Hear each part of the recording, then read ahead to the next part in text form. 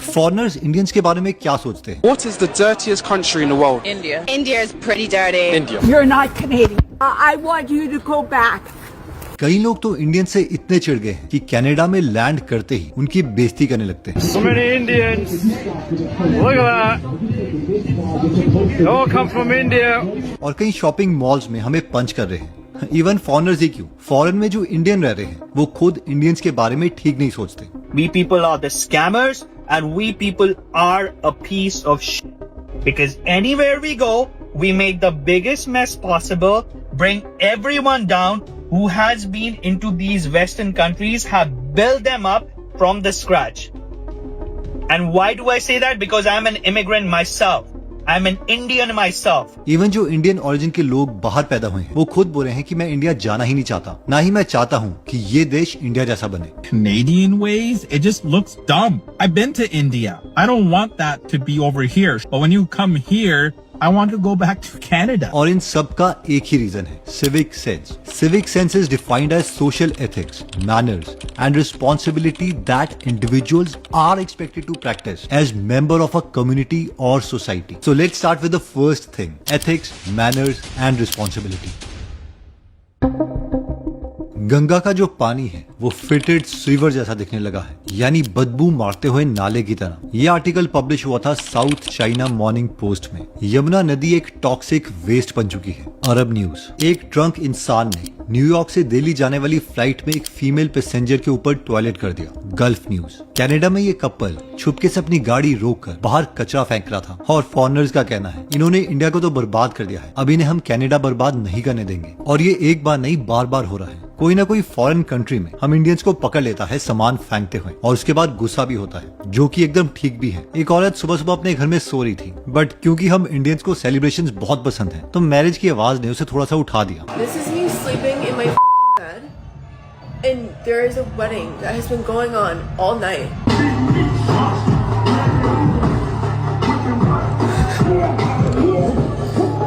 It's 9 a.m. इतना ही नहीं, एक कपल ने पब्लिक प्लेस से एक बतख उठा ली क्योंकि उन्हें लगा कि इसे हम खा सकते हैं और उसे उठा के अपने घर तक ले चल पड़े। एक आदमी उनका पीछा करता रहा, उनसे पूछा कि क्या तुम उसे मारने वाले हो, खाने वाले हो? तो उन्होंने कहा yes. Is it alive or dead? Broken down. You gonna eat here? Eat here. Yeah? Eat here. You gonna eat it? Yeah? No. Flipping hell. Why you gonna eat it for? और कई Indian couples वहां पर public places में जाके उनके पानी में भी डुबकियां लगा रहे हैं और साबुन से अपने शरीर को धो रहे हैं। एक भाई साहब तो यूके में बच्चे के पूल में चले गए और साबुन से अपनी बॉडी को धोने लग गए, इवन अपने बम तक को साफ करने लग गए। और सबसे इंटरेस्टिंग बात यह है कि वो इस तरीके से नहा रहे हैं कि उन्हें पता भी नहीं है कि लोग उन्हें नोटिस कर रहे हैं। इससे साफ पता चलता है कि हमें सिविक सेंस के बारे में कुछ भी नहीं पता। वहीं पर ये मैडम फोन में जोर जोर से बात करते हुए मेट्रो में हाथ से दाल चावल खा रही है और इसके साथ बैठा हुआ ये इंसान सोच रहा है कि भाई ये क्या चल रहा है। और वहीं पर ये आंटी दूसरों के घर के बाहर जो सामान डिलीवर हुआ है उसे आराम से उठा के चुरा रही है। वहीं पर ये अंकल आंटी फाउंटेन के पास आके आराम से अपने कपड़े धो रहे हैं। ये भाई साहब फुल स्पीड पर सड़क की गलत साइड पर रिक्शा चला रहे हैं। इतना ही नहीं, कई इंडियंस बाहर जाके इतना नाम बर्बाद करते हैं कि वो वहां जाके चोरी करने लगे हैं। और ये कोई अनपढ़ लोग नहीं, पढ़े लिखे इंडियंस हैं। अब क्योंकि होता ये है कि इंडिया में अगर हम चोरी करते हुए पकड़े भी गए तो आपको सिर्फ थोड़ी बहुत घूस देनी है, उसके बाद तो आप छूट ही जाओगे। एग्जैक्टली यही चीज सोचकर ये लेडी अमेरिका गई, आराम से 7-8 घंटे तक मॉल में घूमी और 1 लाख रुपए का सामान अपनी ट्रॉली में डाल दिया और बिना किसी को पैसे देके वो वहां से निकल रही थी। पर तभी ओनर को पता चल गया। ओनर ने पुलिस को बुलाया और पुलिस के आने के बाद और ज्यादा बेइज्जती हुई क्योंकि इस मैम ने कहा, अरे तो क्या हुआ, जितने भी पैसे मैं दे दूंगी, बोल तो दिया, मैं देने के लिए रेडी हूँ। I don't mind paying for it, everything and then leaving. I don't mind paying you. इनको लग रहा है कि ये इंडिया है, दुकानदार खुश हो जाएगा कि ठीक है मैम पैसे दे दो, आप सामान रख लो। इसको पता नहीं कि ये चीज बाहर के देशों में बिल्कुल भी एक्सेप्टेबल नहीं है और इसीलिए फिर एम्बेसी से इस तरीके के नोट्स आते हैं जहाँ पर सिर्फ हमारा ही नाम बर्बाद होता है। फिर हमारे ही कुछ इंडियंस ट्विटर में जाके लिखते हैं कि हम जैसे सारे इंडियंस एक जैसे नहीं होते, ये नॉर्थ इंडियंस हैं, जिस पर नीचे लोग लिख रहे हैं कि we don't give a fuck which type of Indian you are, हमारा देश बर्बाद मत करो बस। सिचुएशन यहाँ तक आ गई है कि कई फॉरेन क्रिएटर्स एक दूसरे को चैलेंज दे रहे हैं कि इंडिया में सैटेलाइट इमेजेस को जूम करके सिर्फ एक ही जगह ढूंढ दो जहाँ कचरा ना हो और इसके साथ साथ हम पर हंस भी रहे।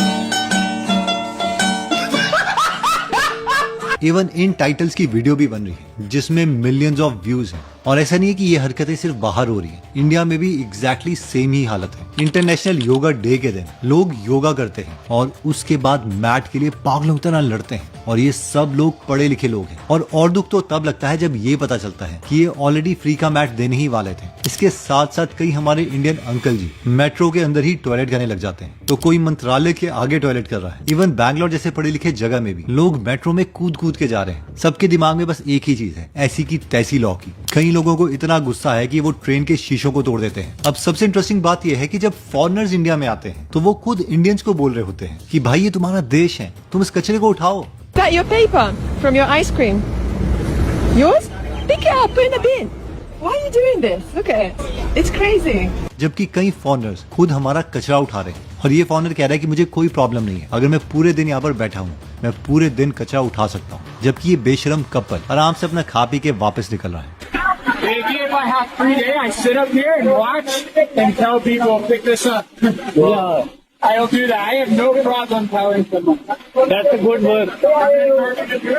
इंडिया की बदनामी और ज्यादा तब होती है जब कुछ लोग इस बदतमीजी तक पहुंच जाते हैं। कोई इस तरीके के कमेंट पास कर रहा है। So I'm in a train in India and this annoying guy is taking pictures of me and being annoying all the time in a very rude way. So I was thinking to do the same. तो कोई जबरदस्ती होली के नाम पर misbehave कर रहा है। Even Japan में जाके कई लड़कियों की फोटोग्राफ्स ले रहा है, जिसकी वजह से जापान की पुलिस को खुद ये अनाउंसमेंट करनी पड़ी।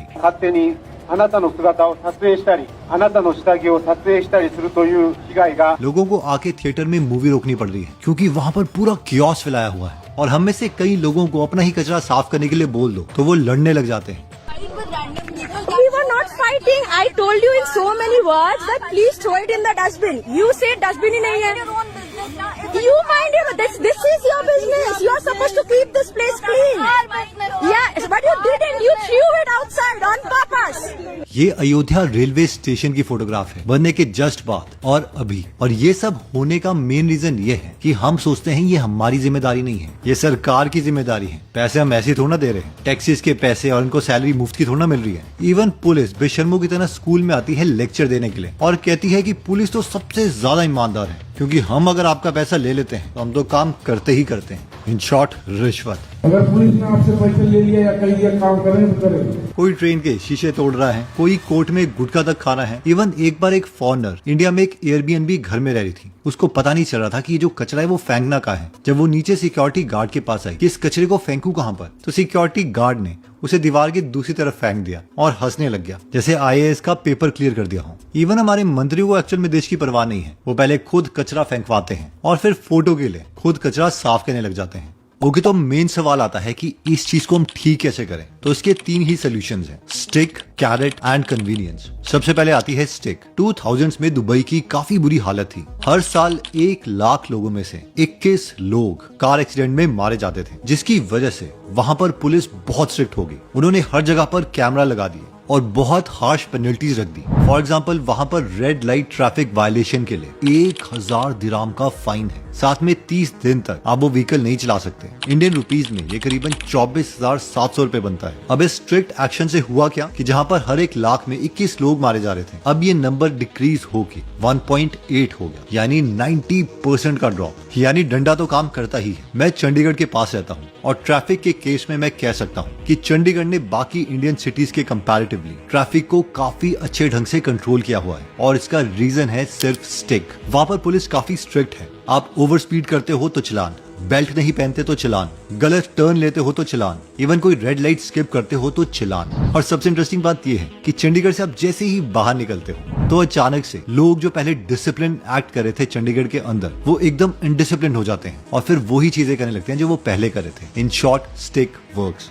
नेक्स्ट चीज आती है कैरेट एंड कन्वीनियंस, यानी हमें अच्छे बिहेवियर को भी एनकरेज करना पड़ेगा। फॉर एग्जाम्पल, जापान के स्कूल्स में कम्युनिटी इवेंट्स करवाए जाते हैं, बच्चों को साफ सफाई के लिए एनकरेज किया जाता है। बच्चे खुद स्कूल छोड़ने से पहले अपनी क्लासेस को साफ करते हैं, जिसे सोजी कहा जाता है। इवन जब वहाँ पे कोई इवेंट होता है तो फैंस इवेंट खत्म होने के बाद खुद ही उस जगह की सफाई करते हैं। जबकि हमें पता है रिसेंटली दिलजीत के इवेंट के बाद इस प्लेग्राउंड का क्या हाल था। अगर इंडिया में इसका छोटा एग्जांपल देखना हो तो इंदौर हमें मिलता है, जो कंसिस्टेंटली हर साल सबसे ज्यादा सफाई वाली जगह मानी जाती है। पहले यहाँ पर भी इश्यू आ रहा था, लोग सारा कचरा एक ही बैग में डाल के बस फेंक देते थे। कभी कभी अथॉरिटीज ही इसे प्रॉपर्ली कलेक्ट नहीं कर पाती थी, जिसकी वजह से बुरी बदबू आती और मीथेन जो कि एक हार्मफुल गैस है वो भी फॉर्म होती। लेकिन 2016 के बाद घर घर अभियान चलाया गया, जिसके अकॉर्डिंग हर घर से कचरा कलेक्ट किया जाएगा। गीला कचरा अलग से और सूखा अलग से। कचरा उठाने वाली गाड़ियों में जीपीएस लगाया गया ताकि एक टीम रोज उनके राउट को ट्रैक कर सके और ये देख सके कि उन्होंने पूरा राउट कवर किया है या नहीं। और ये चीज उनकी अथॉरिटीज को दिखती भी रहती है। अगर कुछ भी मिस होता है तो तुरंत उस पर एक्शन लिया जाता है। इसके साथ साथ कचरे से वैल्यू भी निकाली गई। 25 फरवरी 2022 को 550 टन पर डे का बायो सीएनजी प्लांट स्टार्ट हुआ, जिसे कहा गया गोबर्धन। ये प्लांट रोज